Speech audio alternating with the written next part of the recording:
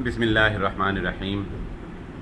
آپ نے سوال کیا ہے کہ جو وظائف وغیرہ کیے جاتے ہیں تو کیا ان کے لیے باوضو ہونا ضروری ہے یا نہیں؟ دیکھیے، ایک ہوتا ہے قانون اور ایک ہوتا ہے قانون سے بڑھ کر انسان کو کچھ حاصل کرنے کے لیے اہتمام کرنا۔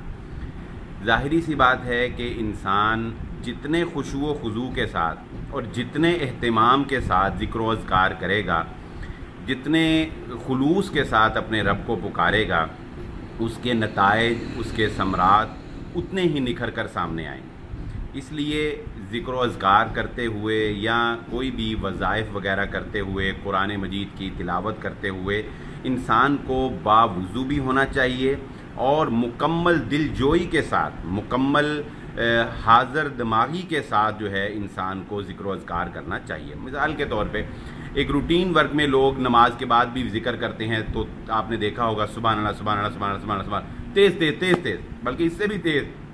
اور وہی اگر آپ بڑے اہتمام کے ساتھ ایک ایک لفظ کی ادائیگی کریں، سبحان اللہ سبحان اللہ سبحان اللہ، تو دیکھیں دونوں میں فرق تو ہے نا بہرحال۔ تو اگر ان دونوں میں کے اہتمام میں فرق ہے تو ان کے نتائج میں بھی پھر یقیناً جو ہے وہ فرق ہوگا۔ تو اس لیے وظائف کرتے ہوئے یا ذکر و اذکار کرتے ہوئے اہتمام کرنا چاہیے، باوضو انسان کو ہونا چاہیے، لیکن یہ فرض نہیں ہے، یہ لازم نہیں ہے۔ یہ نہیں ہے کہ اگر انسان کا وضو نہیں ہے تو وہ ذکر چھوڑ دے کہ چلو میرا وضو بھی نہیں ہے تو میں ذکر و اذکار بھی نہ کروں، نہیں، ایسا نہیں ہے۔ بغیر وضو کے ذکر و اذکار ہو سکتے ہیں، بغیر وضو کے وظائف وغیرہ جو ہے وہ کیے جا سکتے ہیں۔ اور اسی طرح آپ کا دوسرا سوال ہے کہ کیا دم کرنے کے لیے کسی کی اجازت لینا ضروری ہے یا بغیر اجازت کے بھی دم کیا جا سکتا ہے؟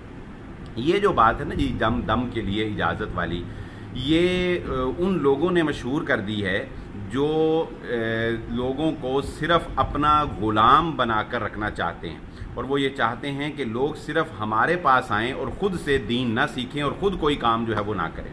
اور انہوں نے یہ بات مشہور کر دی ہے کہ دم اسی کا مؤثر ہوگا اور وہی شخص جو ہے وہ کسی کو دم کر سکتا ہے کہ جس کو اس کا پیر اس کو دم کرنے کی اجازت دے گا۔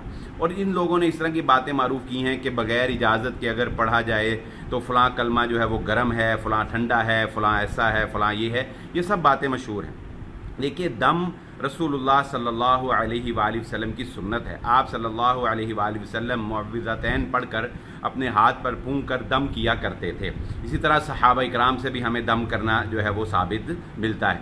تو رسول اللہ صلی اللہ علیہ وآلہ وسلم کی سنت پر عمل کرنے کے لیے، آپ کے طریقے پر عمل کرنے کے لیے کسی اجازت کی ضرورت نہیں۔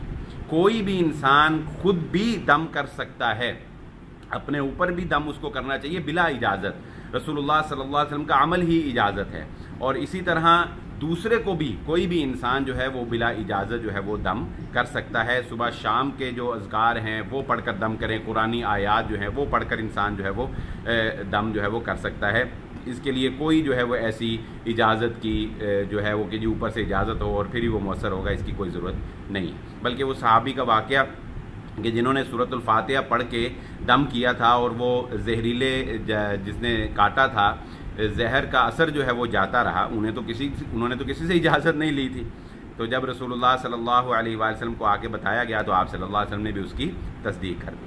تو اس لیے دم کرنے کے لیے کسی کی اجازت کی ضرورت نہیں ہوتی۔ امید ہے آپ کو بات سمجھ میں آ گئی ہوگی۔ واللہ اعلم۔